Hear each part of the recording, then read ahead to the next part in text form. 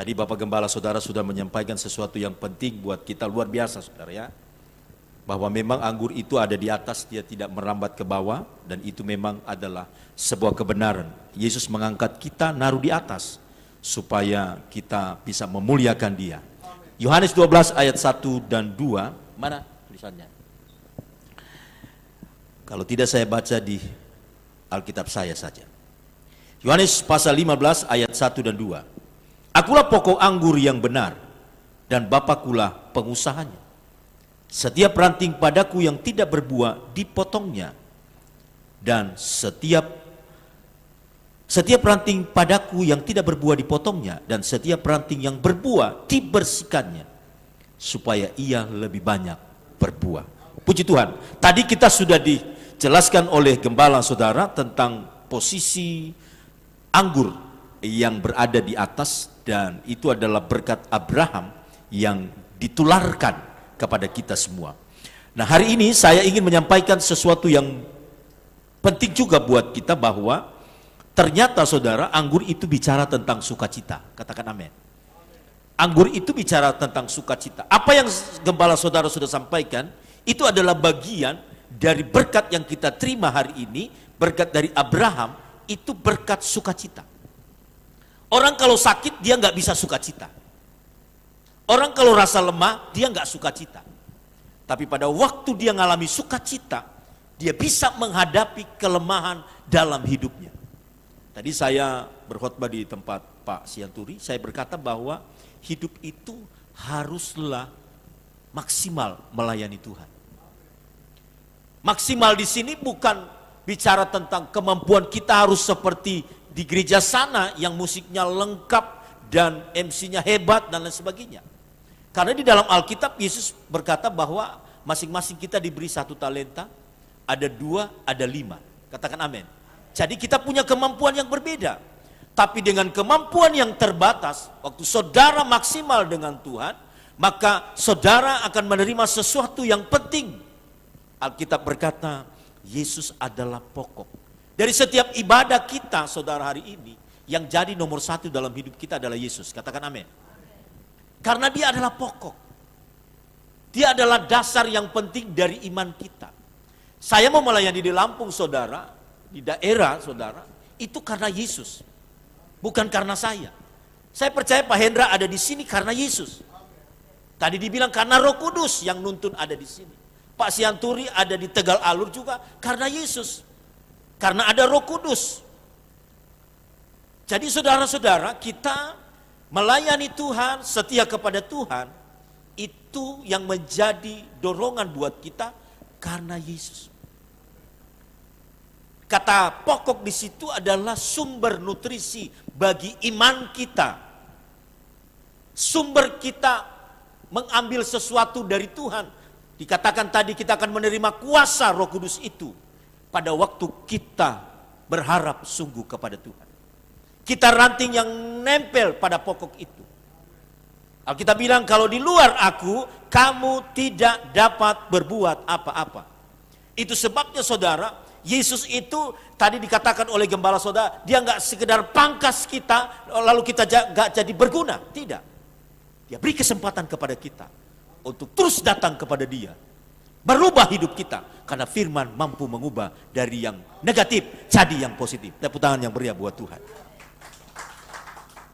Saudara yang kekasih di dalam Tuhan, saya percaya bahwa sore hari ini kebenaran firman yang disampaikan baik oleh saya maupun oleh Gembala Saudara, itu akan menginspirasi saudara untuk tetap percaya kepada Tuhan.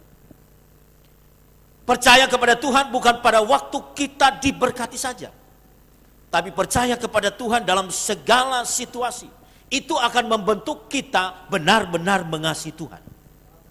Kalau saudara diberkati Tuhan hanya karena saudara diberkati, lalu saudara percaya kepada Tuhan, menaruh harap sungguh kepada Tuhan, orang dunia juga bisa begitu. Tapi ketika saudara mengalami pergumulan hidup, mengalami persoalan hidup, waktu kita percaya kepada Tuhan, Tuhan akan berkata, ini anakku berbeda dengan yang lain. Sekalipun dalam badai, dalam lembah air mata, dia tetap mempercayaiku. Dan itu adalah nilai plus dari kita yang serius, maksimal, percaya Saudara, saya mengalami pertolongan Tuhan yang menurut saya bilang tadi di jemaat di Tegal Alur, kita kalau ikut Yesus itu ya, harus make ini, berpikir tapi harus make ini. Tidak pakai ini saja. Karena kalau pakai ini ada tembok yang bisa membatasi iman kita bekerja. Tapi kalau kita pakai ini, maka saudara, yang ini akan setuju dengan ini. Amin. Amin. Pakai ini saudara, hati kita kepada Tuhan, maka apa yang terbatas dalam pikiran kita itu akan disingkirkan. Satu waktu kami bikin Natal saudara, 7 tahun lalu, saya ingat. Kebetulan Natal itu di tempat penggembalaan istri saya. Istri saya, kami punya 2 penggembalaan saudara ya. Yang sidang di desa kecil-kecil tapi ada 2. Jadi waktu itu Natal di tempat istri saya. Lalu kami mengundang pembicara yang kebetulan istrinya lagi stadium 4 kanker di rahim. Stadium 4, pendeta itu khotbah. Pendeta masih muda, istrinya masih muda, baru sekitar 30 tahun. Dia khotbah. Saya kasih tema waktu itu, Alfa dan Omega. Lalu saudara, selesai ibadah, maksudnya selesai kita ibadah, firman sudah disampaikan Natal itu. Karena gembala di situ istri saya, jadi dia yang ngambil mic untuk ngucapin terima kasih. Saya di situ posisinya wakil gembala. Tapi kalau di desa 1, saya gembalanya. Pak Sianturi bersama dengan ibu sudah ke sana beberapa kali. Dan saya menunggu Pak Hendra nggak pernah muncul-muncul nih. Pernah telepon saya tapi nggak muncul ini. Pernah nelpon tapi belum muncul. Mungkin sibuk, saya lihat di sini memang hebat tempat ini. Jadi butuh waktu, butuh kesibukan di sini ya kan untuk Natal. Lalu saudara, istri saya ngomong begini saudara. Pada waktu dia ngomong itu, ini saya nggak bisa terima. Saudara, ini saya nggak bisa terima karena dia bilang begini. Puji Tuhan, terima kasih. Kebetulan tempat ibadah kami itu 6x12, tapi punya kamar 2. Jadi tempat ibadah itu cuma 2,5 lebarnya, saudara, panjang 12. Kan kecil itu, letter L begitu, dari sini, mimbar, lalu ke sini, terus kecil. Terus istri saya bilang begini, puji Tuhan kita sudah dengar firman, dan saya percaya saudara, tahun depan, kita nggak akan ibadah di sini lagi. Kita akan ibadah di gereja yang baru. Saudara, waktu dia ngomong begitu, saya gelisah. Kenapa saya gelisah? Karena saya masih pakai ini. Saya pakai ini saudara, belum pakai ini, pakai ini. Habis ibadah bersih-bersih karena tempat itu harus dibersihkan oleh jemaat. Kami temanin mereka setelah selesai. Lalu kami akan pulang ke pengembalaan. Dari situ sekitar mungkin cuma 10 menit ya Pak, 7 sampai 10 menit lah di desa sebelah. Terus di jalan, waktu itu saya belum punya mobil, jadi masih pakai motor. Saya bonceng istri, saya bilang begini, Mi, tadi Mami ngomong apa itu waktu ucapan terima kasih itu? Ngomong apa kata dia? Ya Mami bilang tahun depan kita akan gereja yang baru. Aduh Mi, kalau nggak jadi bagaimana nanti? Kalau nggak jadi Mi, ini masih pakai ini loh. Terus dia bilang begini, emang Mami bilang begitu tadi? Iya. Mami itu kalau nggak jadi lo malu loh Mi, tahun depan itu loh. Terus dia bilang, jadi saya ucapin begitu ya, itu iman saya. Jadi apa enggak itu bukan urusan saya. Saya punya iman itu. Apa saya pakai bahasa Manado karena kami berdua orang Manado toh. Saya bilang begini, nyanak bikin malu sama kita berdua itu. Mami nyanak bikin malu pak kita. Karena istri saya orang Tompaso saudara, saya dari Sangir. Jadi Sangir dengan Minahasa baku ketemu ya itu aduh pepedis sekali. So itu dia. Tapi saudara itulah. Wanita itu kalau ngomong tuh dari sini, bukan dari sini. Betul. Tahun depan tiba-tiba saudara, gereja kami tuh kena tol. Tahu nggak kena tol? Kena tol saudara. Waktu kena tol istri saya dipanggil Pak Lurah untuk tanda tangan dan pencairan, dikasih buka nomor rekening, nanti ditransfer duitnya sama PU pelaksana untuk tol itu. Istri saya bilang begini sama saya, Mami bilang apa? Jadi enggak? Padahal saudara lokasi untuk kena tol itu bukan tempat kami. Masih 2 kilo di sana. Tapi Tuhan ingat perkataan istri saya di Natal itu. Tuhan bilang sama yang borong itu, geser kemari 2 kilo, kasih kena gereja, supaya dapat gereja bagus. Dan puji Tuhan kami punya gereja yang bagus sekarang. Pak Arun sudah layani dengan ibu. Kami punya 2 gereja yang puji Tuhan lah. Bagi ukuran desa sudah lumayan lah itu. Lumayan lah ya. Itu saudara. Kalau kita percaya kepada firman yang disampaikan. Kalau kita percaya dia adalah pokok saudara. Maka logika itu akan bergeser. Diganti dengan iman yang sungguh. Karena iman timbul dari pendengaran. Pendengaran akan firman Kristus. Itu tadi disampaikan oleh gembala saudara. Bukan cuma Roh Kudus. Tapi ada firman. Kalau cuma Roh Kudus bisa sesat. Tapi kalau ada firman. Dia akan menguatkan apa yang ada di pikiran saudara. Dan akan ada sesuatu yang berbeda terjadi. Cair 350 juta Pak. Gerejanya padahal cuma 17 juta. Nggak ada dia punya besi-besi. Biasa Pantekosta zaman kita dulu nekat tuh. Pokoknya modal 3 juta bikin pondasi. Ada berkat dikirim, bangun ke atas. Pokoknya sambung menyambung, itulah Indonesia. Berdiri saudara, bata merah.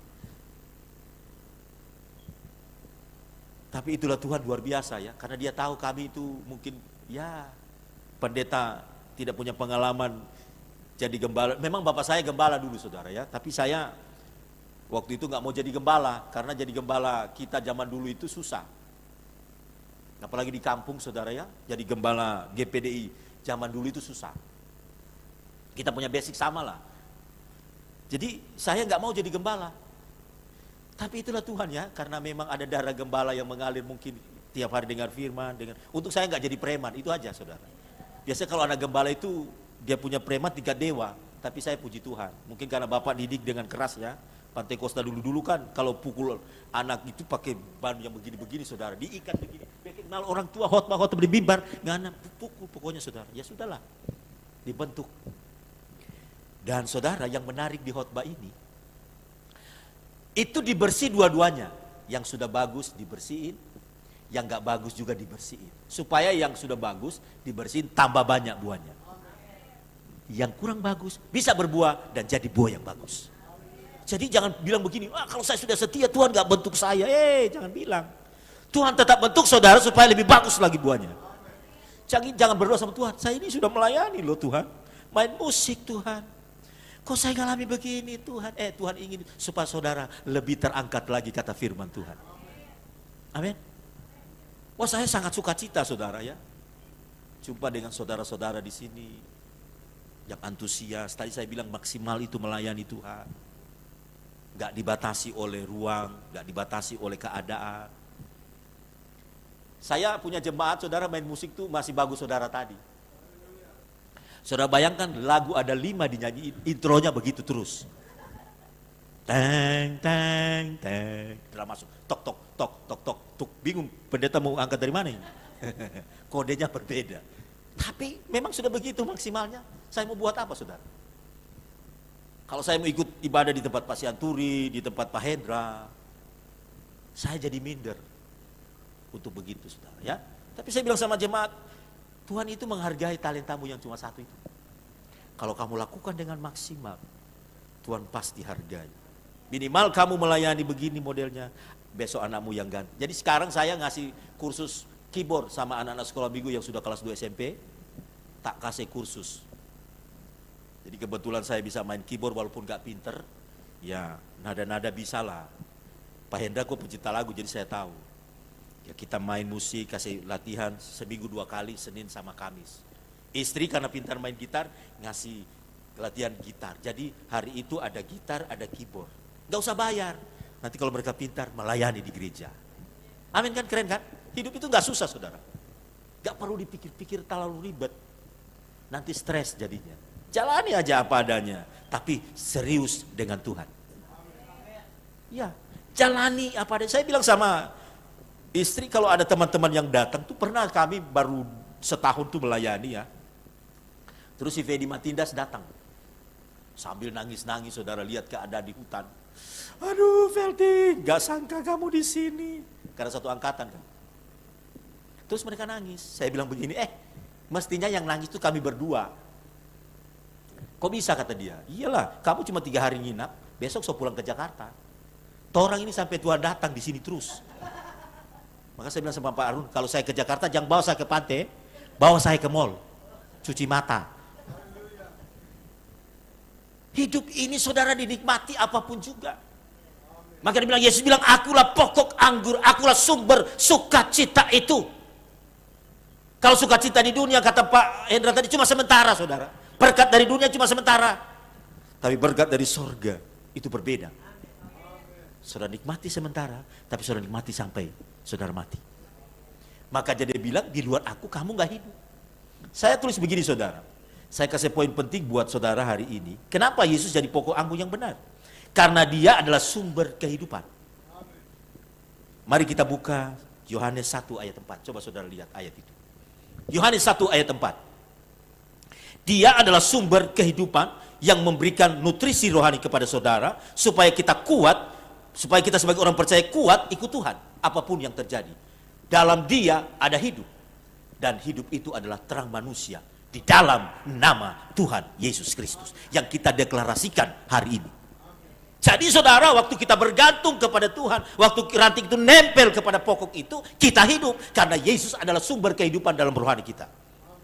Tadi gembala saudara bilang, kita butuh Roh Kudus, kita butuh firman, itu nutrisi. Karena firman itu dikatakan tadi dari akar. Pohon bisa bertumbuh itu dari akar kan? Nah, kita butuh nutrisi itu, dan itu adalah Yesus sendiri sebagai pokok anggur yang benar. Kita cuma ranting saudara. Ranting dikasih bengkok begini langsung. Apalagi kalau kering, gak berguna. Tapi puji Tuhan, Yesus cara kerjanya gak begitu. Dia bilang, aku mengasihi engkau dengan hati yang tulus. Maka ketika saudara buat salah, dia gak langsung pencet saudara, langsung masuk neraka. Dia proses saudara, dia bawa seperti seorang penjunan kan. Kalau bikin sesuatu yang seperti pot itu, sudah jadi, masih bengkok, ada yang kurang beres ini. Diambil, diremas-remas lagi, dibanting-banting, akhirnya saudara jadi indah.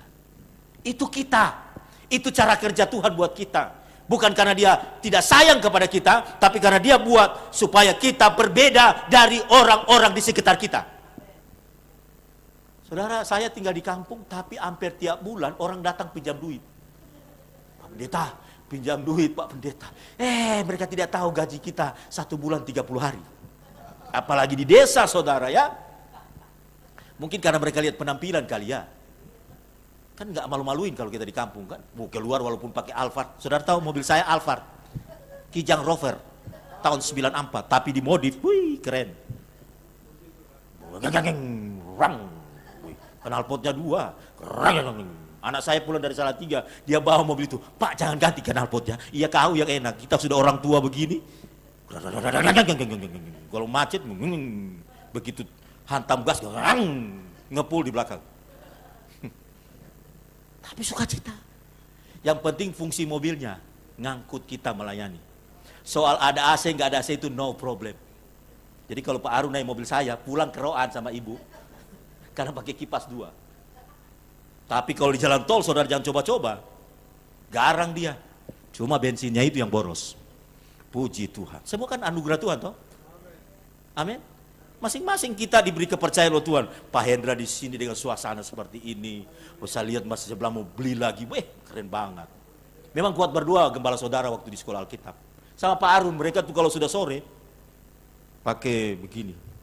Kayaknya kita bertiga pernah makan sama-sama ya di Cianjur ya. Saya ini paling miskin di sekolah saudara. Saya kalau dapat duit beli supermie hanya gunting mereka punya rambut. Jadi dikasih 1 bungkus supermie, 1 bungkus saya gunting Pak Hendra, Pak Sianturi. Akhirnya mereka sayang saya diajak makan keluar. Setiap hari Sabtu itu 2 minggu sekali. Orang Sangir diajak makan. Terus dipesan. Pesan apa? Teh kan teh. Kita pikir teh kan pakai gula. Datang kemari tawar. Saya bilang teh apa begini nih? Di Manado nggak ada teh begitu. Teh itu pasti pakai gula. Tapi kalau di Jawa mesti komplit ngomongnya. Teh pakai gula. Baru tahu di situ. Manis, teh manis ya, itu dia. Kalau kita di Sangir ke sana bilang teh ya pasti itu pakai gula. Sudah terkandung 3 unsur di sana. Air, teh, gula. Haleluya. Saudara sukacita hari ini? Ya memang karena anggur itu bicara sukacita. Bukan karena keadaan, tapi memang karena Yesus yang buat kita sukacita. Waktu saya bawa istri saya, kulitnya putih, saudara. Tahu orang Minahasa kan? Orang Tompasok sana, yang daerah pegunungan, putih. Begitu bawa di Lampung, 31 tahun kami sudah. Langsung jadi merah dia punya kulit. Tapi masih tetap cantik, namanya Manado, menangis dalam doa. Tapi bukan menang tampang doang ya, yang positif, menangis dalam doa. Waktu tidur saya bilang begini sama dia, Mi, kau kok mau ikut saya bawa ke hutan? Ya, namanya panggilan. Saya ketemu kamu, ya kamu bawa kemana ya saya ikut. Ya, kamu sudah nikahin saya, bawa kemana ya saya ikutlah. Papanya padahal guru loh saudara, papanya guru di kampung. Terhormatlah. Nah, dia di sana pernah sempat jadi bendahara wilayah sekolah minggu. Kalau di Manado itu bendahara wilayah keren itu kan. Makanya kalau di Manado jadi ketua wilayah itu duduk di depan terus. Pakai jas lagi. Padahal cuma acara wilayah. Tapi kalau kami di Lampung acara wilayah pakai kaos. Tapi kalau kita ke Manado dibaca bendahara wilayah duduk di depan. Padahal gaji nggak punya. Modal nekat. Hanya sukacita saja. Maka saudara, saya mengatakan kepada kita hari ini bahwa bergantunglah sepenuhnya kepada Tuhan. Jangan bergantung kepada keadaan saudara. Karena apa yang saudara miliki itu hanya bersifat sementara. Hanya bersifat sementara saudara. Apa yang kita miliki di dunia ini sementara Tuhan percayakan, maksimal kerjakan. Maksimal saudara. Nggak boleh kita batasi diri untuk melayani Tuhan. Karena saya begini ya sudahlah. Harus maksimal. Saya lihat dua sahabat saya ini saudara, mereka itu orang-orang maksimal. Bayangkan saya pergi ke Asianturi, gedung gereja sekecil itu, tapi dia punya lampu-lampu sorot itu. Saya tanya sama dia, berapa bro itu belinya? 800. Itu sudah kasih makan saya 2 bulan. Daripada saya beli itu ya sudah, lebih baik saya beli lampu neon. Tapi dia maksimal saudara, melayani Tuhan. Memang punya kemampuan untuk itu? Harus. Saya lihat di sini lagi memang. Enggak cukup 1, 2, 3. Tapi saya pernah berjasa di gereja ini loh saudara. Kalau saya nggak tidur di sini, musik saudara sudah hilang. Gara-gara saya tidur di bawah dulu, musik nggak jadi hilang. Padahal saya disuruh tidur sama jemaat yang banyak duitnya. Pak Hendra bilang, itu sama ibu itu, tidur ya di sana. Diajak saya nggak mau. Rupanya Roh Kudus bilang di sini, karena sebentar malam ada papan curi. Ada yang mau curi alat musik. Ya benar ya, waktu itu banjir saudara. Saya tidur, yang mau ambil itu kaget. Pak Pendeta tidur di sini? Iya. Apa maksud lo? Pagi-pagi saya kasih tahu sama Pak Hendra jam 5 pagi besuk saya di sini. Masih hidup nggak teman saya ini? Terkurung nggak di mana? Karena air sudah sampai di sini loh saudara. Zaman itu. Iya. Tapi puji Tuhan belum masuk di gereja ya. Wah, langsung Pak Gembala bilang, puji Tuhan Pak Petra ngana tidur di sini. Memang Tuhan suruh ngana tidur di sini supaya aman tuh musik. Begini tuh keyboard habis. Jadi saudara semua, rencana Tuhan itu indah buat kita kalau kita berserah kepada Tuhan. Kita nyerah sama Tuhan tuh mantap saudara. Gak usah neko-neko hidup ini. Saya bilang sama istri, kita sudah 31 tahun di sini, mau kemana lagi kita ini? Sudah di sini kita mati. Kata jemaat saya begini, Om gak boleh pindah. Kalau Om pindah, orang masuk muslim lagi. Waduh, ancaman ini, ancaman nekat ini. Karena saya bermaksud mau pindah waktu itu ke Sulawesi. Digadang-gadang mau ganti pelayanan di sana yang gede katanya. Karena ketua saya praktek dulu jadi ketua MB di sana. Terus jemaat bilang begini, berani pindah Om. Bungkus kepala. Saya bilang Tuhan, cuma gara-gara saya mereka masuk neraka. Gak jadi deh, gak jadi sampai hari ini ya. Sudah, jemaat bilang begini, sudah Om. Gak usah mikir-mikir hidup dan mati. Kenapa? Saya bilang, kalau Om mati kubur ada di belakang kami sudah beli tanahnya. Aduh Tuhan, puji Tuhan. Memang pintar mereka bikin trik supaya gembala nggak pindah. Saya sudah 31 tahun loh saudara melayani dari tahun 95. Puji Tuhan. Dan sukacita tetap ada. Dari 45 kilo masuk, sekarang 89. Berat badan sampai, waduh memang buncit betul itu. Sampai jas kekecilan dikasih Pak Arun ini untuk pakai. Aduh, tapi puji Tuhan pakai jas. Padahal saya gerah kalau pakai jas itu. Tapi karena dia bilang pakai jas nggak, pakai jas. Oh pakai sudah. Puji Tuhan, pakai jas. Nama Tuhan dipermuliakan toh. Amin saudara. Ada sukacita. Tepuk tangan yang meriah buat Tuhan Yesus. Saya punya kesaksian banyak saudara, itu bisa menghidupkan saudara punya iman di tempat ini. Saya sudah pernah bersaksi sama Pak Hendra di gereja ini dulu, waktu saya dulu pertama. Saudara tahu saya bangun rumah yang saya bilang sebelum dibobol itu dipanggil ke kantor desa, saudara. Saya diinterogasi 12 RT, suruh jangan bangun gereja. Mau bangun lagi itu Pak Pendeta. Saya bilang, siapa yang bilang bangun gereja? Saya bilang, pernah nggak saya bilang bikin proposal bangun gereja? Pakai hikmat kan? Terus mau bangun apa itu Pak Pendeta? Kebetulan ada satu RT yang bantu saya, bela. Mau bangun apa itu Pak Pendeta? Dia tanya. Bangun apa itu Pak Pendeta? Saya nggak pernah bilang mau bangun gereja, saya bilang Pak Pendeta. Pak, bapak-bapak saudara, pamong-pamong. Terus mau bangun apa? Bangun rumah pendeta, tapi mau pakai ibadah. Oh bangun kalau begitu Pak. Mau 2 tingkat, 5 tingkat, 10 tingkat, bangun. Saya bilang, kutipu kau. Ternyata sekarang pakai merek gereja saudara.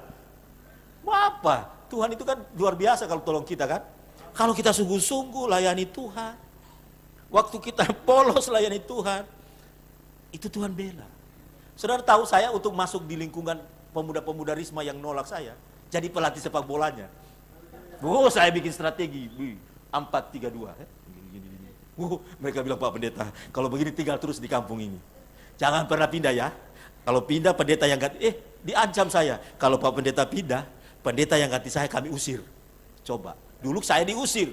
Begitu kena di hati mereka, mereka bilang kalau Pak Pendeta pindah, saya akan usir pendeta yang ganti Bapak Pendeta. Karena waktu saya pimpin main bola, juara terus saudara. Persema Lampung itu. Pokoknya Pak Pendeta atur strategi, bukan cuma jemaat yang ditunjuk begini. Pemain bola itu gini, kiri, ini 4-3-2, ini. Juara 1 saudara. Cuma ada satu final, kita punya kiper tuh disogok 1,5 juta. Bola bisa ditangkap sama dia nggak ditangkap. Saya bilang, kenapa kamu nggak tangkap? Kalau kita dapat hadiah Pak cuma sedikit, tapi saya dapat 1,5 juta sendiri. Dasar kau saya nggak pilih lagi besok. Memang. Karena dia cuma apa saudara? Karena cuma berkat sementara kan? Berkat dunia. Tapi puji Tuhan. Ponakan saya dari Manado, seleksi persmit saya panggil. Karena tinggal dengan, dia panggil sampai papa kan? Karena ponakan istri. Saya bilang sama dia, kau sekolah Alkitab, TC dulu di sini 1 tahun. TC dia saudara, jadi pemain bola, top skor. Mantan pemain Persmi Minahasa, bagaimana mau dilawan di Lampung? Tulang bau cuma kampung. Dia goyang sampai kiper masuk saudara. Mereka bilang, itu siapa Pak Ber? Pak Ber ambil pemain dari mana? Sudah nggak usah tanya, itu ponakan saya. Luar biasa, tiap hari dipanggil saudara. Saya bilang, kamu mau TC atau mau jadi pemain bola di sini? Dia bilang, saya mau TC Pak. Terus kenapa kau main bola? Ya namanya diundang. Ya udah, kalau diundang minta duit berapa dibayar ya? Pulang-pulang engkel saudara. Puji Tuhan saya bilang nggak bisa main bola, jadi pendeta sekarang. Puji Tuhan. Jadi semua ada sukacita saudara ya. Amin. Kita harus terus setia kepada Tuhan. Apapun yang terjadi, andalkan Tuhan. Karena Tuhan akan memberkati hidup kita. Jadi dia adalah pokok, dia adalah sumber dari hidup kita. Yang terakhir saudara, kalau kita percaya dia adalah pokok, kita tidak boleh tinggalkan Tuhan. Harus berpaut terus, nempel kata Alkitab. Kalau nggak begitu, kita mati secara rohani. Mungkin secara jasmani saudara masih bisa berkeliaran kemana-mana. Tapi secara rohani saudara akan mati. Roma pasal 14 ayat 8. Ini ayat terakhir buat kita pada sore hari. Coba buka Roma pasal 14 ayat yang ke-8. Kita harus terus berpaut kepada Tuhan. Roma 14 ayat yang ke-8. Sebab jika kita hidup untuk Tuhan. Dan jika kita mati untuk Tuhan. Jadi baik hidup atau mati, kita adalah milik Tuhan. Berpaut sama Tuhan, saudara. Tetap hidup kita bagi Tuhan. Mati dan hidup. Paulus bilang begini, ketika aku mati, bagiku hidup adalah Kristus, dan mati itu adalah keuntungan. Karena saudara nggak akan berakhir sampai di dunia ini saja. Akan tujuan kita ke sorga. Saya bilang sama istri, nggak apa-apa lah Mi, kita dua di kampung. Tapi nanti besok kalau kita mati, kita jumpa nanti di sorga. Saya tanya sama jemaat yang bandel, mau pilih sorga atau neraka? Mereka panggil saya papi saudara. Pi, kami mau ke sorga walaupun cuma di teras. Walaupun cuma di teras. Kamu kira ini villa yang ada dia punya kapling-kaplingan, ada terasnya. Pokoknya kalau ikut Yesus maksimal, jangan di teras. Masuk ke sorga. Ada satu kesaksian saudara, cerita Petrus tunggu di depan pintu sorga. Tiba-tiba ada preman saudara. Waktu itu mau masuk sorga pakai tali saudara. Dia berjalan di atas tali. Karena setiap orang yang pendeta lewat jatuh neraka, Pak Kiai lewat jatuh neraka. Preman saudara, dia lewat. Petrus kaget di pintu surga, kok dia tembus? Petrus tanya, siapa kau kok bisa masuk surga? Pendeta ini aja masuk neraka. Ini aja masuk neraka saya. Dia bilang, oh kita di dunia dulu pekerjaan itu sirkus, pemain sirkus. Jadi dia bisa berjalan di atas tali dan dia masuk surga. Saudara tahu sirkus itu bicara tentang bagaimana permainan dunia yang buat seseorang jatuh di dalam Tuhan. Tapi kalau dia bertobat, percaya kepada Yesus, dalam keadaan apapun, pasti masuk surga. Jadi enggak dia statusnya dia preman. Kalau dia bertobat, sirkus saja bisa jalan benang tali. Jadi saya percaya hari ini saudara terus berpaut sama Tuhan. Amin. Amin. Tuhan Yesus memberkati. Puji Tuhan. Pemain musik maju. Saya mau nyanyi satu lagu dulu Pak ya. Kebetulan saya suka nyanyi saudara ya. Lagunya gampang-gampang aja. Tuhanku mau menyenangkanmu. Nadanya G. Soalnya di jemaat saya harus bilang begitu Pak, nada G. Gini apa? Dia pikir lap, seperti Om Yoyo. Tuhanku mau menyenangkan, nada G. Mana pemain drumnya? Ayolah. Puji Tuhan. Orang Jawa ya? Tuhanku mau menyenangkan. Nanti singer-singer ikut sama saya nyanyi.